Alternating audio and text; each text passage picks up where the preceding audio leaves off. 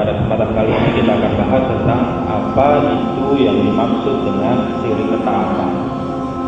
Jadi nanti di sini semakin jelas bahwa syirik itu para jamaah sekalian, syirik itu bukan cuma nyembah patung, ya.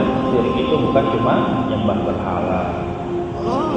Bagaimana yang Rasulullah sampaikan di dalam sabdanya, "Asyirku fi hadhil ummah akhfa min dzabibin naml."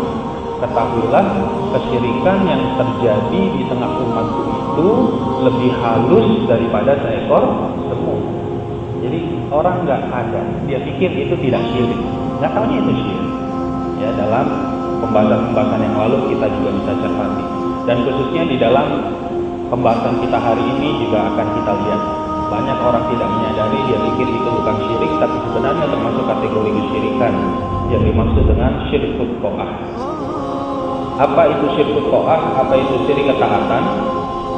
Ya, ketika di dalam kehidupan seorang muslim ada yang lebih ditaati, ada yang lebih ditaati selain Allah Subhanahu wa taala, maka disitulah sadar atau tidak dia sedang melakukan sebuah kesyirikan yang namanya syirkut ta'ah. Karena seharusnya yang wajib untuk ditaati dalam kehidupan seorang muslim itu hanyalah Allah Subhanahu wa taala dan juga Rasulnya. Maka tidak boleh seorang muslim memberikan sebuah ketaatan yang bertentangan ketaatannya itu kepada Allah dan Rasulnya. Ini prinsip dasar. Prinsip dasar bahwa ketaatan yang paling besar itu yang mutlak hanyalah kepada Allah Subhanahu wa taala dan Rasulnya, tidak kepada yang lain. Ketika ternyata di dalam kehidupan seorang muslim ada yang lebih ditaati, bahkan ketaatannya itu jelas-jelas bertentangan dengan ketentuan Allah dan Rasulnya, tapi tetap dia taati, nah disitulah sadar atau tidak seseorang itu sudah melakukan yang namanya syirkut ta'ah. Padahal misalnya Allah melarang, padahal jelas tidak dibenarkan di dalam Islam, tapi kemudian tetap ditaati dengan berbagai macam alasan. Di dalam Islam kita diajarkan bahwa ketaatan itu ada dua jenis, ya. Ada al-itha'ah al-mutlaqah, ada al-itha'ah an-nisbiyah. Ada dua jenis. Ketaatan itu ada ketaatan bersifat mutlak dan ada ketaatan yang bersifat relatif. Di sini yang harus kita bisa menempatkannya dengan benar, jangan terbalik-balik, ya. Sebab orang itu terjerumus ke dalam syirik ketaatan karena terbalik-balik mengamalkan. Al-itha'ah al-mutlaqah, ketaatan yang mutlak itu adalah ketaatan yang tidak bisa tidak, wajib harus ditaati. Itu namanya ketaatan yang bersifat mutlak. Tidak bisa tidak, dia memang harus ditaati. Yaitu hanya kepada Allah Subhanahu wa taala dan Rasulnya. Adapun ketaatan yang bersifat relatif atau nisbi, kadang-kadang ditaati, kadang-kadang tidak. Jadi tidak bersifat mutlak. Ya. Satu saat bisa ditaati, tapi satu saat bisa jadi tidak boleh ditaati ketika bertentangan ya dengan ketentuan Allah dan Rasulnya. Dan ketaatan yang bersifat relatif ini banyak.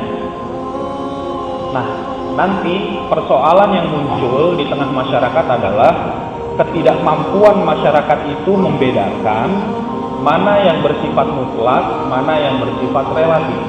Sehingga prakteknya yang terjadi di tengah masyarakat, sesuatu yang bersifat mutlak yang sebenarnya harus ditaati malah kadang-kadang ditolak. Nah, gitu.